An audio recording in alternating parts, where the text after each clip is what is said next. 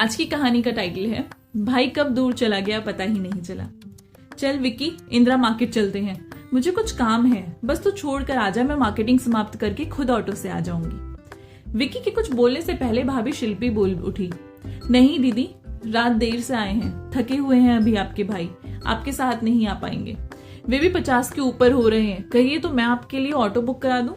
रागिनी को धक्का लगा। भाई विक्की ने भी चुप रहकर पत्नी का समर्थन ही किया, जबकि रात रागिनी ने ही भाई के लिए दरवाजा खोला था।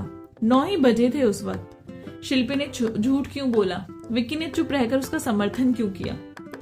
अपने आप को संभाल हंसते हुए रागिनी बोली, अरे कोई बात नहीं, विक्की को आराम करने दो, मैं खुद ही चली जाऊंगी। क्या सीढ़ियों से धीरे धीरे नीचे उतरने लगी। 3 साल बाद मायके आई थी रागिनी। कोरोना के पहले माता और कोरोना में पिता चल बसे। एक बड़ा भाई रागिनी और रागिनी से 3 साल छोटा था विक्की। विक्की को बचपन में पढ़ाने की जिम्मेदारी रागिनी की ही थी। कभी कभी माता के प्रकोप से रागिनी ही बचाती थी। विक्की आज भी उसके लिए वही छोटा प्यारा भाई था। उसकी सोच गलत थी। अब वो छोटा रहा था और ना ही दीदी के आने पर उसके साथ समय बिताता और ना ही दीदी दीदी कह उसके आगे पीछे डोलता जैसे वो किया करता था। कम से कम इन 3 सालों में तो अनेक परिवर्तन आ गए।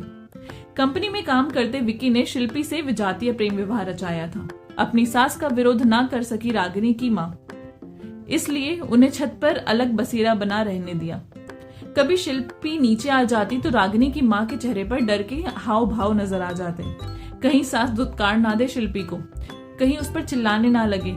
पूजा, पर्व, त्योहार, मेहमानों या रागिनी के आने पर मिलजुल कर खाना बनता और खाया जाता था।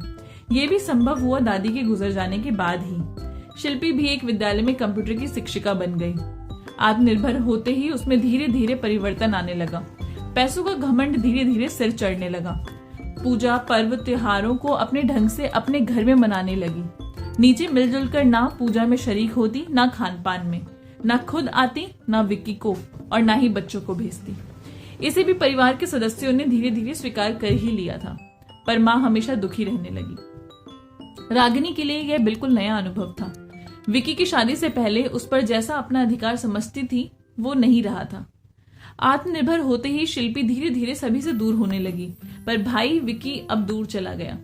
रागिनी जान ही ना पाई। रागिनी के आंसू छलक पड़े। 2 दिन बाद शिल्पी और विक्की गाड़ी में सामान रख रहे थे। रागिनी ने पूछ लिया, कहीं जा रहे हो? हाँ दीदी, पहाड़ी पर बसे डोंगर देवी मंदिर के दर्शन के लिए। अच्छा, मुझे पता होता तो मैं भी दर्शन कर जाती, रागिनी के मुंह से निकल गया। विक्की ने तुरंत शिल्पी की ओर देखा। शिल्पी के चेहरे के हाव भाव बदले, पर फिर बोली, अरे दीदी, कहाँ 1000 सीढ़ियां चढ़ पाएंगी? रोपवे अगर काम नहीं कर रहा हो तो दीदी को ना हम साथ ले जा सकते हैं, ना उन्हें नीचे छोड़ सकते हैं, इसलिए मैंने दीदी से नहीं पूछा। शिल्पी बेपरवाह होकर बोली। इंदिरा मार्केट के लिए मना करने वाली शिल्पी अब विक्की को क्या सीढ़ियां चढ़वाएगी? अगर रोपवे काम नहीं करता हो तो मन में सवाल उठा रागिनी के। विक्की का चेहरा उतर गया। पति पत्नी के संबंध अच्छे बने रहे, सुख शांति से जीवन व्यतीत हो, इसलिए विक्की ने चुप्पी साध ली। शिल्पी विक्की के लिए घर से भाग आई थी। विक्की उसे कभी दुखी नहीं करना चाहता था, शायद इसका ही फायदा शिल्पी उठा रही थी। शिल्पी सही कह रही है, मैं इतनी सीढ़ियां नहीं चढ़ पाऊंगी, हाफने लगूंगी, तुम लोग जाओ दर्शन कराओ। हाँ पैसे देती हूँ, हुंडी में डाल देना, रागिनी बोली। रुपए लेते विक्की सॉरी दीदी बोला। भाई बहन ने सॉरी, धन्यवाद जैसे शब्दों का कोई स्थान नहीं। तू क्यों दुखी हो रहा है? मैंने बुरा नहीं माना, जा तू जा, ध्यान से गाड़ी चलाना, कहते हुए ने विदा कर दिया। समय के साथ साथ भाइयों पर भी अपने घर परिवार की जिम्मेदारियां बढ़ जाती हैं। पहले जैसे उनसे अपेक्षा करना भी गलत ही है। रागिनी को बुरा इस बात का लगा कि विक्की खुद उससे पूछ सकता था, मनुहार कर सकता था जैसे पहले किया करता था, पर उसने शिल्पी से पूछने के लिए कहा।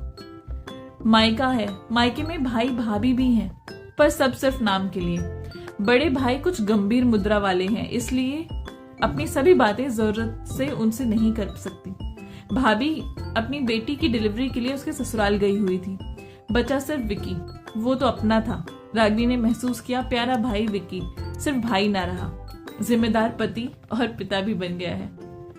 दूसरों से आशा उम्मीद ही मनुष्य को कभी कभी दुखी कर देती है, इसलिए किसी से भी उम्मीद नहीं लगानी चाहिए। माता पिता की तस्वीर के सम्मुख खड़ी हो, पता नहीं कैसा मन भर आया, आंखों से आंसू धारा बहने लगे। क्यों इतनी जल्दी चले गए आप दोनों माँ? इस घर को मेरी जरूरत ना रही, पर हर साल आऊंगी जरूर, क्योंकि ये घर मुझे आपके होने का एहसास दिलाता है। आपकी खुशबू, आपका प्यार घर की हर वस्तु में मौजूद है। मैं इसे अनुभव करना चाहती हूँ, महसूस करना चाहती हूँ माँ, मन ही मन बोली। दूसरे दिन निकलने की तैयारी करने लगी रागिनी। भाई बहन के संबंध में दरार, अलगाव, रिश्तों में खालीपन आप दोनों को ही दुखी कर जाती है। ये अनमोल रिश्ते हैं, इन्हें संभाल कर रखने की कोशिश जरूर करनी चाहिए। दूर हुआ तो क्या हुआ, पर भाई तो अपना ही खून है ना, सोच मुस्कुरा उठी रागिनी। आई होप आपको ये कहानी पसंद आई होगी। अगर अच्छी लगी है तो चैनल को प्लीज सब्सक्राइब कर दीजिए, लाइक कर दीजिए और अपने प्यारे से कमेंट नीचे ड्रॉप कर दीजिए। मिलूंगी आपसे नई कहानी के साथ, तब तक के लिए बाय बाय।